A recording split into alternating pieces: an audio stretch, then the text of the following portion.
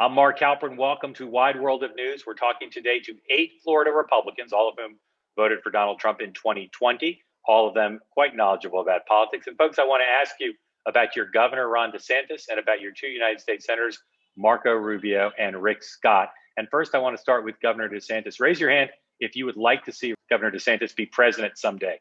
Raise your hand if you'd like to see him be president someday. All right, all of you. Raise your hand if you'd like to see Marco Rubio be president someday. All right, and raise your hand if you'd like to see Rick Scott be president someday. All right, let's just talk about them. I get the sense you all have a pretty similar views of the 2 senators versus your governor. So Cindy, start with you. How would you compare Ron DeSantis to the 2 senators? Ron DeSantis is a born leader. He presents himself well. He cares about America. He just is a natural leader. Okay, Sean, if Governor DeSantis is a natural leader, how would you describe the 2 senators in comparison? Natural kiss-ups and do it. They care about what's in it for opportunists. Opportunists. All right, Vanessa, how would you describe Governor DeSantis as A, the senators are B? What would you say? DeSantis is definitely a leader. Again, much like Donald Trump, he is outspoken. He is not afraid to maybe say what's unpopular.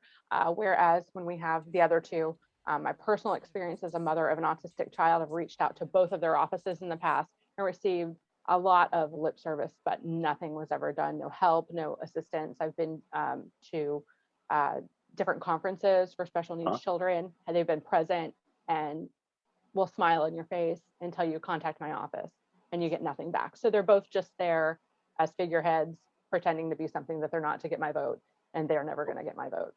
Okay, Monica, why do some Florida Republicans have such a dark, low view of Marco Rubio? Gosh, I really feel like it's just the negative energy that he puts off and the things that he says. And, a couple of the guys like Sean, you were talking about how he just sort of sold out his special interest. He's just not a really likable guy. Danielle, if Marco Rubio asked you if he should run for president, what would you tell him? No.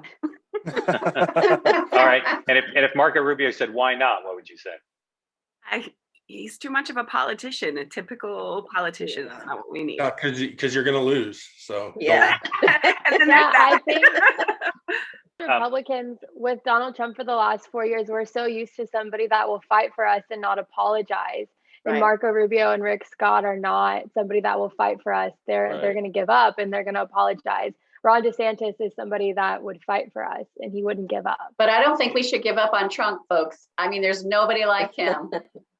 So raise your hand if your choice was that Donald Trump would run again and he'd be the nominee, or Governor DeSantis would run and he'd be the nominee. Raise your hand if you prefer Trump 2024 to DeSantis 2024. Raise your hand. Trump 2 of 2020. 3 of you. All right, and raise your hand if you prefer Governor DeSantis to be the nominee next time over Donald Trump.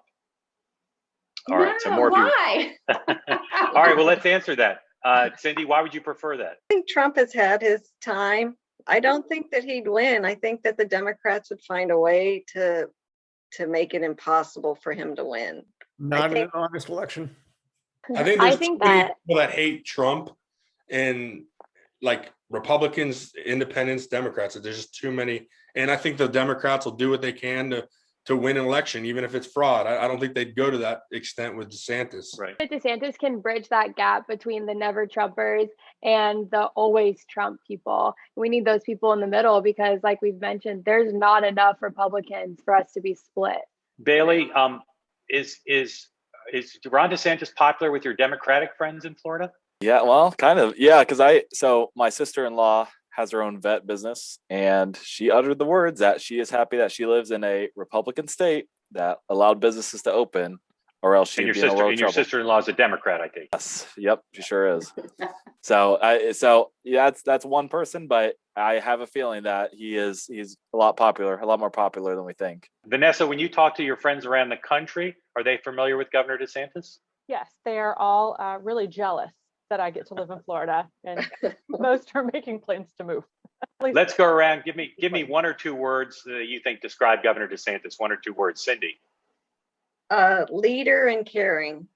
Okay, Sean. Again, just a proven born leader. Vanessa. Decisive and unapologetic. Monica. Leader and brave. Glenn. Agreed. He's for the American people. Okay, Bailey. True American. All right, Danielle. Not afraid to make decisions.